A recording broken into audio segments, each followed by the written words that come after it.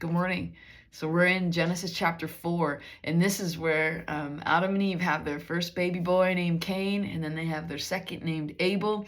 And the first things that we learn about them that are spoken is that Abel is a keeper of sheep, and Cain is worker of the ground. And that's kind of neat because that throws us back to a couple chapters that we looked at previously where it says that he puts man in the garden and what? To work it and to keep it. And so this is what they're doing.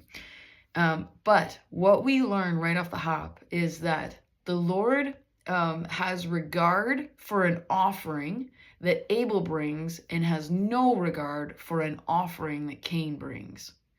What do they bring? Let me read it to you, okay? In the course of time, Cain brought to the Lord an offering of the fruit of the ground, okay? That is what he dealt in, that is what he grew, and that is what he had to bring. So he brought an offering of what he had. He just brings it. Abel, listen to how it describes Abel's offering. Abel also brought of the firstborn, okay? The firstborn of the flock and their fat portion. He's bringing the first. Like, I want you to have the first and of the fat portion. And what I think of when I think of that is, so my mom, when she's making a turkey in our house growing up, she makes the best stuffing. And she would take it and she, sorry to be a little crude, but she would stuff the butt of that bird. Like she would literally like every crevice, the sides she would open, she put it in there. And then that piece of skin, that flap, she would like put it up and she'd use those skewers and she'd get it all tight in there. And listen, when that bird came out of the oven, my brother and I, literally, my big brother and I would fight over that portion. It was like crispy, the skin was crispy, the stuffing was like moist, but it was also a little bit crispy there. And she's got pictures of us on the kitchen floor wrestling over this portion. It was the best portion. Okay. And that is what Abel wanted the Lord to have. So it's like if we had a guest in our home when we're having this turkey and we really love them enough to say like, oh, you know what?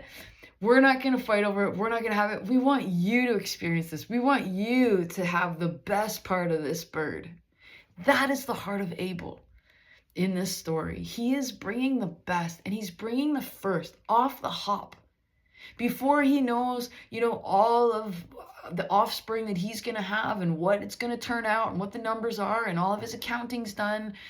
And then he brings, something of his flock. That's kind of what we get the sense that Cain is doing. He's got all the fruit of the ground and he lines it all up and then he brings this portion to the Lord. Not with Abel. He brings the best right off the hop. And it says the word regard, that the Lord regarded Abel's offering, but he had no regard for Cain and for that offering that Cain brought. Well, that idea of regard is to have favor and to look favorably on. And I was looking at this commentary, and this is really interesting. It says, God's gaze affirms acceptable worship and exposes empty ritual. Wow, like just take a moment and think about that. Let me read it again. God's gaze affirms, his regard affirms acceptable worship and exposes empty ritual.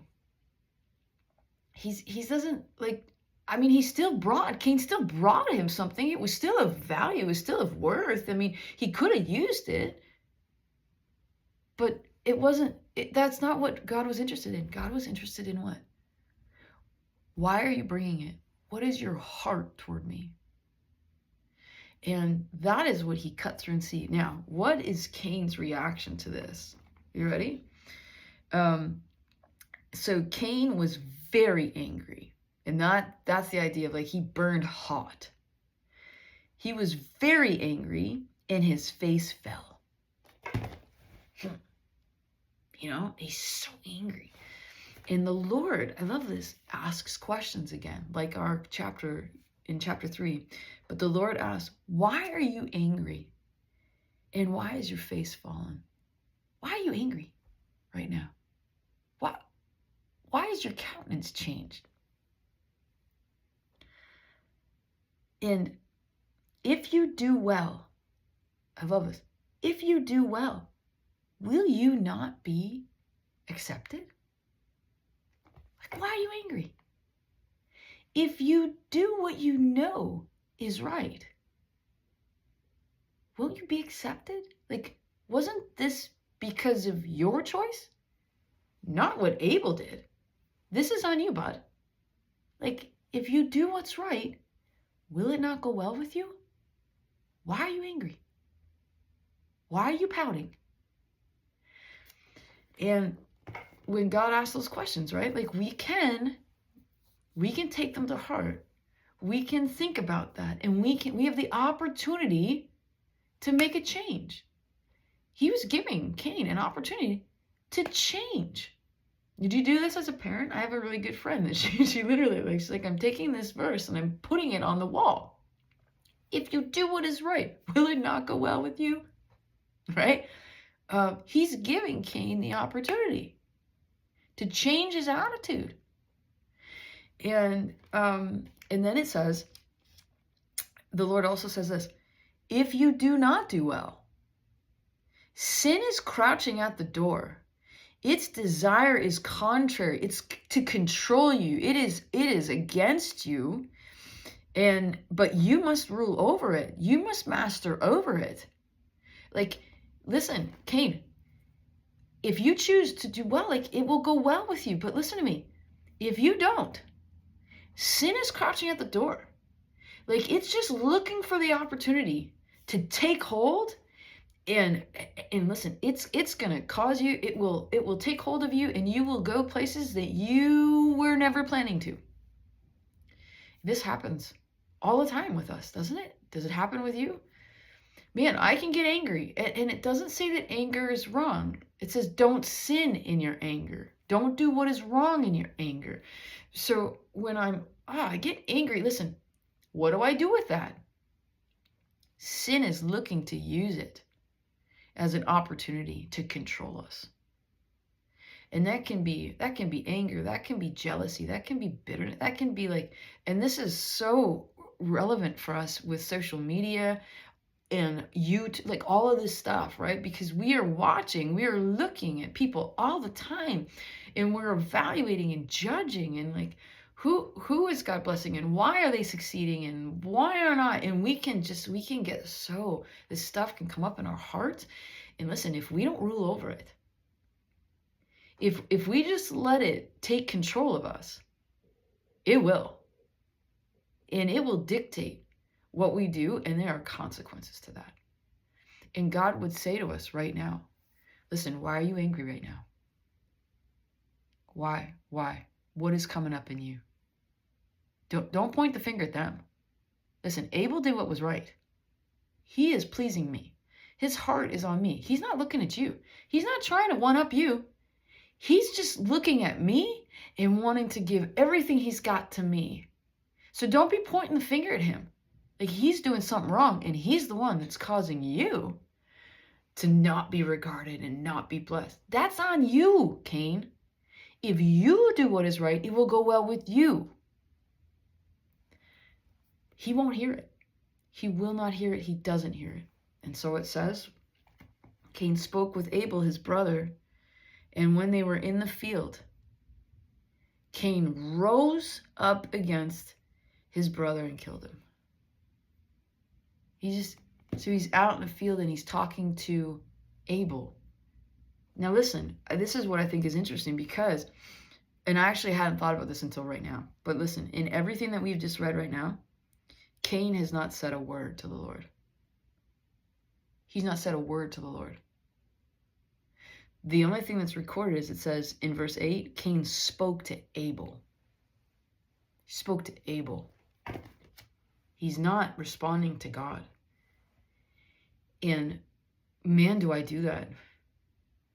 When conviction comes, am I like, okay, am I letting it break through and then talking it out with God, confessing to God, getting it out? It's like, oh man, listen to me.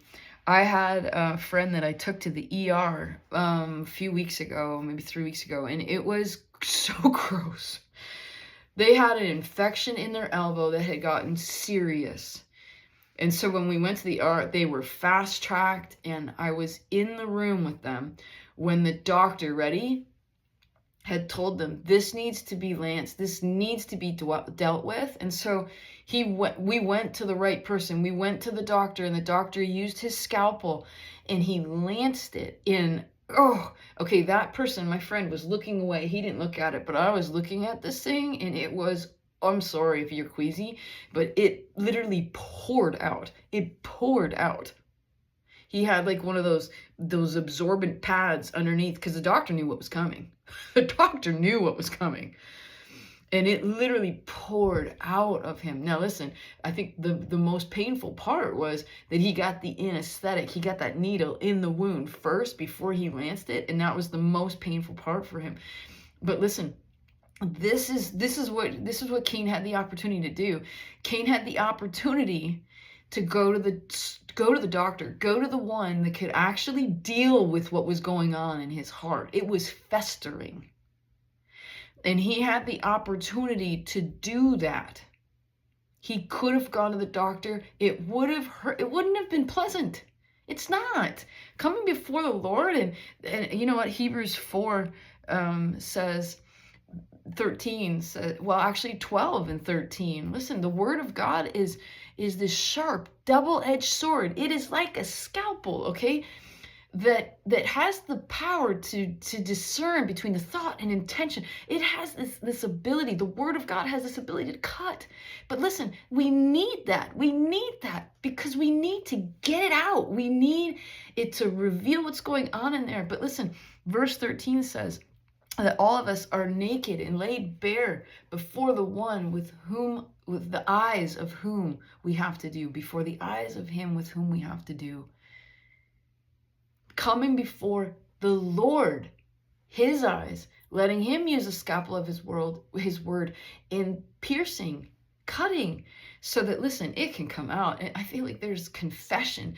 We get it out. Well, I'm angry. Well, why are you angry? Well, it's because, like, I brought something to you too. Why did you bring that? Why didn't you bring that? Well, because I don't know, like I'm lining everything up for the year, and like, so what does it come down to here, buddy? Why aren't you bringing me something better? Why aren't you bringing me your best? Why aren't you bringing me what's right off the hop? Well, you know what? We can kind of look at Hebrews 11, this like faith hall of fame, and it actually talks about this because verse 4 says, ready? By faith, Abel offered to God a more acceptable sacrifice than Cain, through which he was commended as righteous, God commending him by accepting his gifts. And through his faith, though he died, he still speaks. Abel had faith, and that led him to offer his best to the Lord. Cain did not act in faith. And listen, if you skip down to Hebrews 11:6, without faith, listen, it's impossible to please God. For the one that would come or draw near to God must believe that he exists and that he rewards those who seek him. And Abel believed that. Abel was able to draw near to the Lord and in faith offer him his best because he believed. Listen, he believed. He regarded that God existed and that he was rewarder of those that seek him. Cain wasn't regarding the Lord. He wasn't thinking about the Lord. He wasn't acting in faith. And I don't know what he was acting in, but it wasn't faith. And so for us to think about today, listen, the consequences, there was consequences. Yes, listen, his brother was killed. Abel was killed. And just, not a side note at all, but like, Abel did what was right. His heart was pure. And he died. He was murdered. Because somebody had hatred and anger in their heart toward them. that's not fair. That's not right, Lord. Why didn't you kill Cain? Listen, we are not the judge. We need to leave that with the Lord. Vengeance is mine. I will repay, declares the Lord. He says this. He will act, but he will do it according to his will. And I want us to just look at Romans 12, just end with this. Romans 12 says this. I appeal to you, therefore, by the mercies of God, to present your bodies as a living sacrifice. Holy, and ready? Acceptable to God, which is your spiritual worship. Going back to that quote, God's gaze affirms acceptable worship and exposes empty ritual. But be transformed. Listen, which is your spiritual worship. Do not be conformed to this world, but be transformed by the renewal of your mind, that by testing you may discern what is, ready? The will of God. What is good and acceptable and perfect or complete. Offer our lives. What is our worship? What is our reasonable act of worship? Is to present our whole lives as a living sacrifice to the Lord, holy and acceptable. But doing it by discerning what the will of God is and doing it that way by faith. Then when he puts it on our hearts, when he starts to lead us by his Spirit, this is what I'm calling you to. Listen, you to. Not I'm calling you to something different than them and different than her. This is what I'm calling you to. And in faith, I'm asking you to do this. Listen, Cain had fruit and harvest. Abel had flocks and sheep, right? Like, what is he calling you to offer to him? What does your life look like? It's going to be different than other people. What is he calling me to? What is he asking me to offer to him? What is my best? What is my best?